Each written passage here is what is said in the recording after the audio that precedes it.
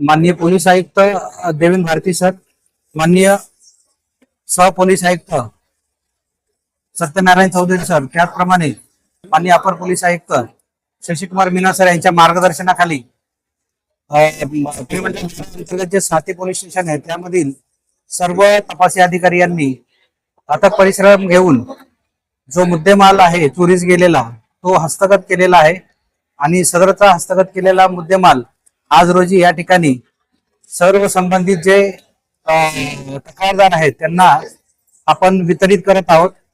यामध्ये एकूण 3,87,66,607 रुपयाचा आपण मुद्देमाल हा एकूण या ठिकाणी वितरित करत आहोत। त्यामध्ये 679 मोबाईल आहेत, 22 मोठी वाहनं आहेत, 4 लॅपटॉप आहेत आणि जवळजवळ 226 तोळे सोनं या ठिकाणी आपण आज माननीय कोर्टाच्या आणि याच्या आदेशाप्रमाणे वितरित करीत आहोत।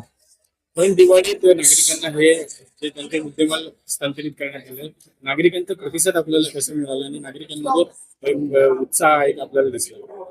नागरिकांमध्ये निश्चितच एक आनंदाचं वातावरण आहे, कारण फार कष्टाने आपण कमाईमधनं आपण हा सोनं असेल किंवा मोबाईल असेल, आपण या गोष्टी वाहन असेल आपण घेत असतो आणि चोरीस गेल्यानंतर आपण एकदम हतबल होतो। अशा परिस्थितीमध्ये पोलीस स्टेशनकडनं त्यांना सहकार्य दिल्यानंतर त्यांचा मुद्देमाल जो आहे तो हस्तगत करून त्यांना आता वाटप केल्यामुळे निश्चितच त्यांची आनंदाचं वातावरण आहे आणि दिवाळीच्या तोंडावरती त्यांना ते मुद्देमाल परत मिळतोय, त्यामुळे त्यांना एक ती प्रकारे त्यांचं दिवाळी गोड जाईल।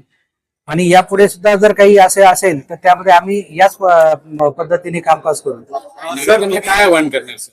नागरिकांना आवाहन करेल की आपण ज्या मौल्यवान वस्तू आहेत, आपण या मौल्यवान वस्तूंच्या अनुषंगाने इतर आणि समाजामध्ये वावरत असताना आपण थोडंसं दक्ष राहणं गरजेचं आहे। त्याचप्रमाणे आपण जे काही सायबर सारखे जे थ्रेट आहेत त्याच्या अनुषंगाने कुठलाही अननोन कॉल आला किंवा मेसेज आला तर त्याला तात्काळ रिप्लाय न करता त्याची सत्यता पडताळणी करणं गरजेचं आहे। त्यानंतरच आपण रिस्पॉन्ड करावं, जेणेकरून आपलं जे नुकसान आहे ते नुकसान होणार नाही।